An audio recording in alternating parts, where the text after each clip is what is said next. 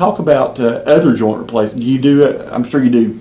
Basically, I also do hip replacements and knee replacements. I am fellowship trained in shoulder surgery. I did extra training up in New York City with Dr. Flato, who's basically kind of like the Babe Ruth of shoulder surgery up there in New York.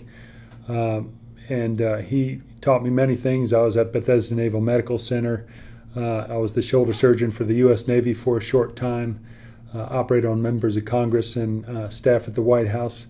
And so I had a lot of experience going into it. I will say from my experience, too, that people who have shoulder replacements tend to have a lot less pain and a lot less fussy recovery than, for example, a knee replacement.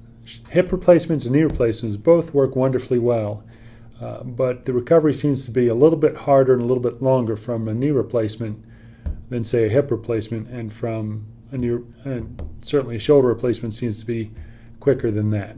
What about the Joint Academy that at CRMC? Is that something that's unique for this area, or?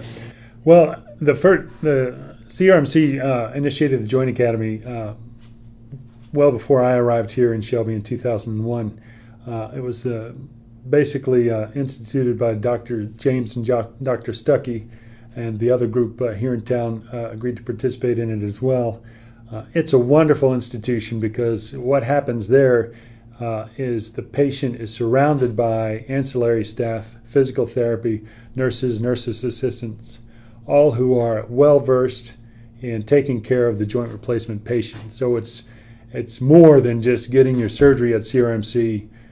You're getting your surgery at CRMC in the environment of people who are completely focused on and able to get the best result after that joint replacement surgery as soon as possible. They've got it dialed specifically. There's therapy 2 times a day. There's competitions and there's little things that they do to encourage participation and maximum function immediately after surgery. There's even a little golf tournament. I can't remember whether Freddie won his or not, but there was a little putting competition right there a few days after surgery as well. The patients get a rose. They get their hair washed before they leave the hospital. I think it's just everyone who's participated in it and had their joint replacement the other way have all said that that's the way they want it done, if ever in the future from now on, because it's just really head and shoulders above the regular situation.